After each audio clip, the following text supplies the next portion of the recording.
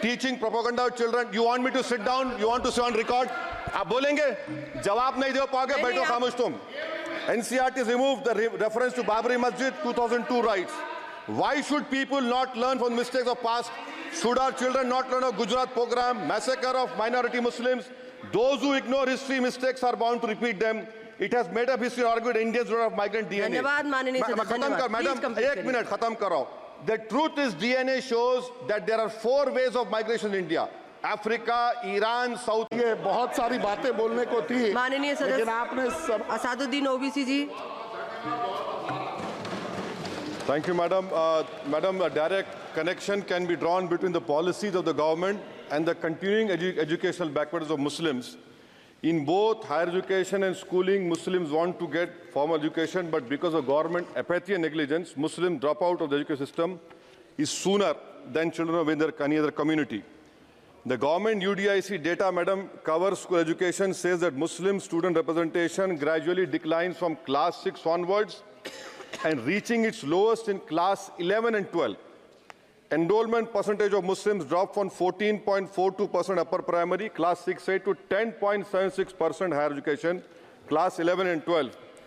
Only 76.37% of Muslim students continue after elementary education as compared to the national average of 81.26%. Madam, 28 states have gross GR of 80% for primary education, but only 12 states achieve 80% secondary level. This shows a clear systemic bias against Muslims. Muslim children do not have means to cross beyond primary education, but the government has limited pre-matric and post-matric scholarship class and above. I want to know from the Modi government that does the Muslims of this country have a fundamental right to education under Article 21A or not? Or do you want to make the Muslims, 17 crore Muslim second-class citizens status permanent? Madam, there are 1.7 lakh fewer Muslims pursuing higher education. That was not the case till 2021. You unleashed your ideology on the biggest minority, and you see that 1.7 lakh fewer Muslims are pursuing higher education today. And I want to give them some bad news and good news for the nation. Those who say that we Muslims don't teach our girls and oppress our women are wrong. I'm quoting data. I can challenge anyone. Muslim girls are enrolled at school level higher than boys. The gender parity index for the rest of the population is 0.93, but for Muslims it is 0.99. The sad fact is that these girls and boys are not prevented from educating themselves because of some evil Muslim men, in inverted commas, but because of crushing poverty and absence of government support.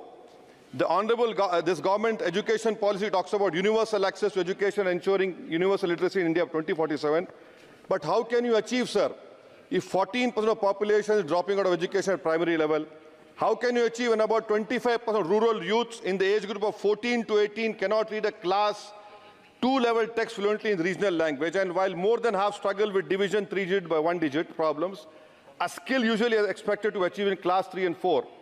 Madam, over the years, there has been a shift in momentum towards private schools. Government data indicates a decrease in the share of government schools in the elementary category of 87% in 2006 to 62% in 2022. Maybe the Mughals are responsible for this.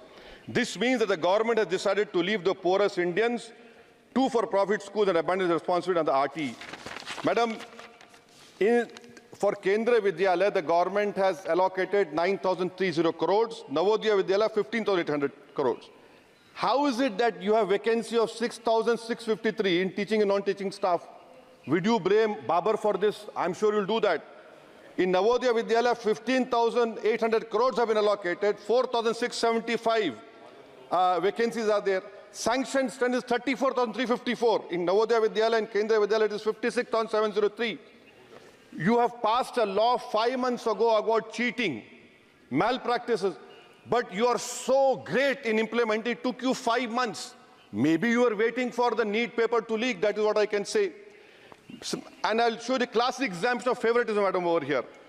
Jamia Millia Islamia is allocated 3 lakh per student, Aligarh 3.9 lakh per student, and BHU gets 6.15 lakh per student. Why this favoritism?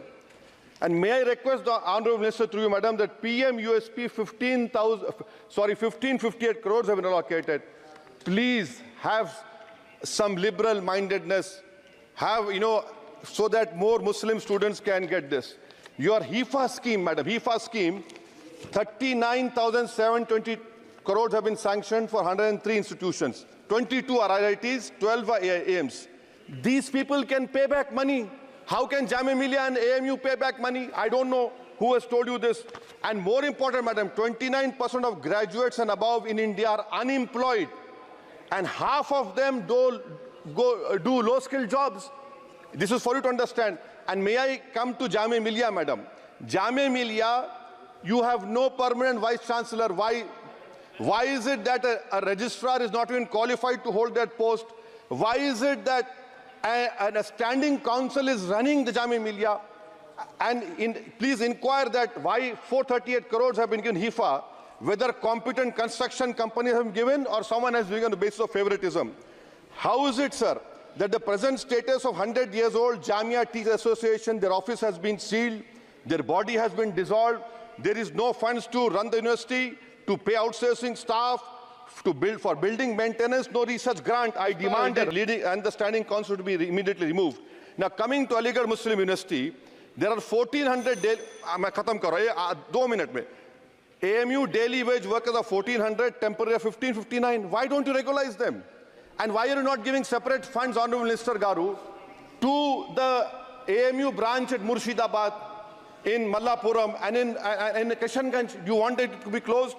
Madam, as of July 2023, the share of ST OBC in senior professors is even lower. I'm giving you figures, madam. In central universities, there are 66.29 general teaching staff. SC, ST, OBC only 30%. NIT 67%. 33% ST, OBC. In IIT, 84.5 general category. SC, ST, OBC 14%.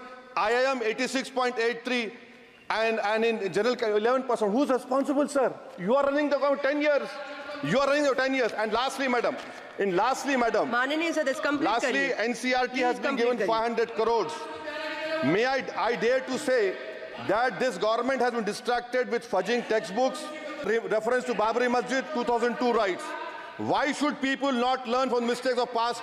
Should our children not learn of Gujarat program, massacre of minority Muslims? Those who ignore history mistakes are bound to repeat them.